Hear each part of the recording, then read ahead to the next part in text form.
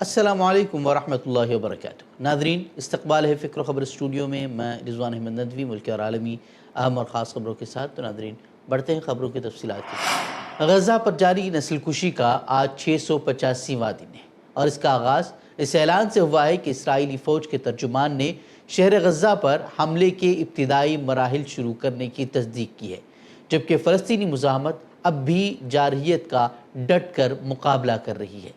غزہ میں حالات سنبھلنے کے بجائے روز بروز مزید سخت ہوتے جا رہے ہیں۔ فلسطینیوں کی آزمائشیں بڑھتی جا رہی ہیں۔ بھوک، قحط اور بمباری سے روزانہ اموات کا سلسلہ جاری ہے، لیکن اب تک جنگ بندی کو لے کر کوئی واضح صورتحال سامنے نہیں آ پائی ہے۔ جنگ بندی کو لے کر مذاکرات کا دور جاری ہے اور بین الاقوامی تنظیمیں چلا کر چیخ کر کہہ رہی ہیں کہ اب جنگ بندی نہیں ہوئی تو اس کے نتائج سنگین ہوں گے، لیکن ان سب کے درمیان امریکی حمایت یافتہ جنگی مجرم نتن یاہو ہر وہ طریقہ اختیار کر رہا ہے جس سے فلسطینیوں کو تکلیف پہنچے اور انسانی جانوں کا نقصان ہو، اور اس پر مزید یہ کہ حماس پر دباؤ بڑھانے کے بہانے غزہ میں مزید قتل و غارت گری کی راہیں ہموار کی جا رہی ہیں۔ اسرائیلی فوج کا کہنا ہے کہ آنے والے ہفتوں میں 60,000 ریزرو فوجیوں کو بلایا جائے گا تاکہ غزہ شہر پر قبضہ کرنے کے منصوبے کو آگے بڑھایا جائے، جبکہ ثالثوں کی جانب سے 22 ماہ کی جنگ میں جنگ بندی کو یقینی بنانے کی کوششیں جاری ہیں۔ اسی درمیان اسرائیلی فوج نے کئی فلسطینی علاقوں کو خالی کرنے کے احکامات بھی جاری کیے ہیں اور انہیں المواسی کی طرف نقل مکانی کا حکم جاری کیا ہے۔ اسی دوران بڑی خبر جو سامنے آ رہی ہے وہ یہ ہے کہ حماس کی عسکری تنظیم نے اس ماہ کا ایک بڑا حملہ کیا ہے جس میں اسرائیلی کمانڈ سینٹر کو نشانہ بنایا گیا ہے، جس سے کئی اسرائیلی فوجی ہلاک اور زخمی ہوئے ہیں۔ اسرائیلی فوج نے بھی حملے کی تصدیق کی ہے۔ تو یہ تھی غزہ کے تعلق سے مختصر خبریں۔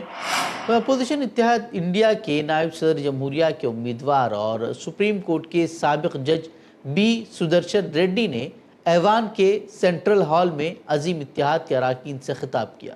انہوں نے راہل گاندھی کی عوامی جدوجہد کی تعریف کرتے ہوئے کہا کہ وہ سڑک کو کبھی خاموش نہیں ہونے دیتے۔ سدرشن ریڈی نے تلنگانہ میں ذات پر مبنی مردم شماری کی مثال دی اور ووٹنگ کے حق کو جمہوریت کا سب سے بڑا ہتھیار قرار دیا۔ انہوں نے کہا کہ اگر عوام کا ووٹ چھینا گیا تو جمہوریت میں کچھ باقی نہیں رہے گا۔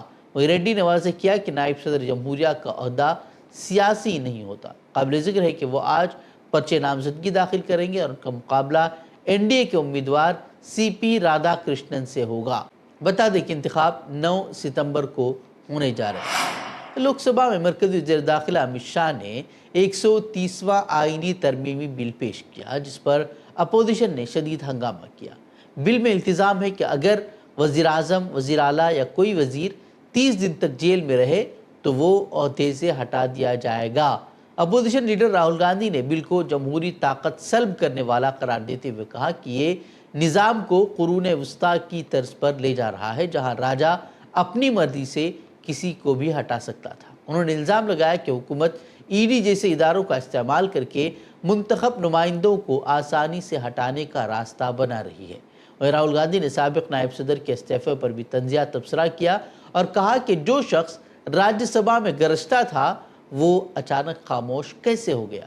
اسی دوران کانگریس رہنما ابھیشیک منو سنگھوی نے کہا کہ یہ بل اپوزیشن حکومتوں کو گرانے کا شارٹ کٹ ہے جس سے حراست اور سزا کے فرق کو ختم کر کے عدم اتفاق دبانے کی کوشش کی جا رہی ہے۔ بہرحال اس بل کو اب پارلیمانی کمیٹی کے حوالے کر دیا گیا ہے، اب آگے دیکھنا ہوگا کہ اس کا کیا ہوتا ہے۔ دہلی کی ککڑڈوما عدالت نے 2020 کے شمال مشرقی دہلی فسادات کے ایک معاملے میں 3 مسلم نوجوانوں کو باعزت بری کر دیا ہے۔ عدالت نے پولیس کی تفتیش کو لاپرواہ اور خامیوں سے بھرپور قرار دیتے ہوئے کہا کہ استغاثہ اپنا کیس معقول شک سے بالاتر ثابت کرنے میں ناکام رہا ہے۔ ان پر الزام تھا کہ 25 فروری 2020 کو وہ ہجوم کے ساتھ مل کر گاڑیوں اور 2 آٹو موبائل شو رومز کو آگ لگانے میں شامل تھے۔ تاہم عدالت نے پولیس کی گواہی میں تضادات، تفتیش میں خامیوں اور گرفتاری کے طریقہ کار پر سنگین شکوک کا اظہار کیا۔ دراصل یہ فیصلہ ایسے وقت میں آیا ہے جب حالیہ برسوں میں متعدد دہلی عدالتوں نے فسادات کے مقدمات میں کمزور شواہد اور ناقابل اعتماد گواہوں کی بنیاد پر کئی ملزمان کو بری کر دیا ہے۔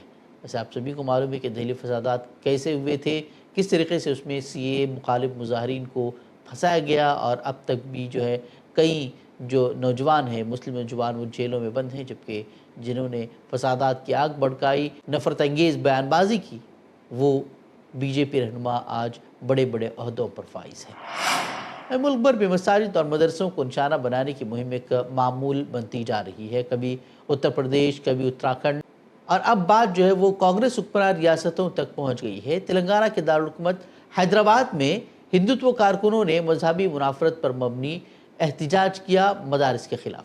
تازہ واقعے میں 400 سالہ قدیم مسجد حسینی کے اندر چلنے والے مدرسہ نعمانیہ کو بند کرنے کا مطالبہ کرتے ہوئے شرپسندوں نے مذہبی نعرے لگائے اور مسلمانوں کے خلاف نازیبا الفاظ استعمال کیے۔ یہ احتجاج BJP لیڈر رام کرشن ریڈی کی قیادت میں ہوا، جس میں مدرسے کو غیر قانونی قرار دے کر الزام لگایا گیا کہ یہاں روہنگیا رہتے ہیں۔ حالانکہ مدرسے کی انچارج نے واضح کیا کہ تمام طلباء کا تعلق تلنگانہ سے ہے اور ادارہ کئی برسوں سے قانونی طور پر چل رہا ہے۔ آئینی شاہدین کے مطابق شرپسند جے شری رام کے نعرے لگا رہے تھے، تالیاں بجاتے ہوئے، اور فرقہ وارانہ ماحول کو بھڑکانے کی وہ کوشش کر رہے تھے۔ وہیں مقامی رہائشیوں نے اسے دانستہ طور پر فرقہ وارانہ ہم آہنگی برباد کرنے کی سازش قرار دیا۔ لیکن سب سے بڑا سوال یہ ہے کہ پولیس اور حکومت آخر کہاں ہے؟ ACP نے مدرسے کے خلاف کارروائی کا وعدہ کر لیا ہے، مگر شرپسند عناصر پر کوئی FIR درج نہیں کی گئی، نہ ہی کسی کو ان میں سے گرفتار کیا گیا ہے۔ وہیں مجلس بچاؤ تحریک کے رہنما امجد اللہ خان نے سوال اٹھایا کہ جب کھلے عام نفرت انگیزی اور اشتعال انگیزی ہوئی ہے تو پولیس نے فوری طور پر انہیں گرفتار کیوں نہیں کیا؟ کوئی فرض کریے کوئی مسلم تنظیم ایسا دھرنا دیتے، اسپاٹ پہ اریسٹ کر لیتے، کیس میں بک کرتے، ریمانڈ کرتے۔ ابھی تک ان کے خلاف میں کوئی FIR ایشو نہیں ہوئی۔ میں ہمارے انسپیکٹر صاحب سے پوچھا کہ بھائی کوئی آپ سوموٹو ایکشن لیے کیا، کوئی آپ FIR ایشو کرے کیا، نہیں ہوئی۔ تو یہ ہمارے مدرسے کے جناب اکبر خان صاحب ہے، کیا پرابلم کیا چل رہا ہے آپ کو یہاں پر؟ سفیر جو ہے BJP والے جو ہے انوالو ہو رہے ہیں، ہاں، ہراسمنٹ کر رہے ہیں، مدرسے میں جو ہے ایلیگل مدرسہ چلا رہے ہیں۔ مدرسہ ایلیگل کیسا ہوتا؟ کیا ہے کہ وہ لوگ بول رہے ہیں، اور خاص کر کے یہ بول رہے ہیں کہ بھئی روہنگیا باہر کے بچوں کو لے کے آ کے پڑھا رہے ہیں، جبکہ جو ہے ہمارے اپنے مدرسے میں پورے تلنگانہ کے بچے ہیں الحمدللہ شروع سے ہی۔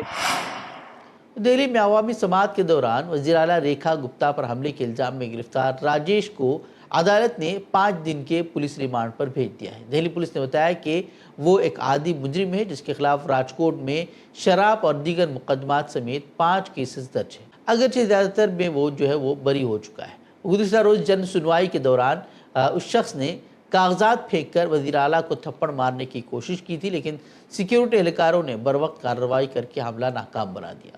واقعے کے بعد وزیر اعلیٰ محفوظ رہیں اور عوام سے اپیل کی کہ امن قائم رکھا جائے۔ وہیں BJP نے الزام لگایا ہے کہ یہ حملہ اپوزیشن کی منصوبہ بند سازش ہے اور ملزم عام آدمی پارٹی کے رہنما کا قریبی ہے۔ پولیس نے واقعے کی مکمل تحقیقات کے لیے خصوصی ٹیم تشکیل دے دی ہے۔ تو ناظرین، خبریں مزید خبروں کے لیے آپ ہماری ویب سائٹ www.fikrokhabar.com پر رجوع کر سکتے ہیں۔ ویڈیوز کے لیے ہمارے YouTube چینل کو سبسکرائب کریں۔ تو ناظرین، اجازت دیں، السلام علیکم ورحمۃ اللہ وبرکاتہ۔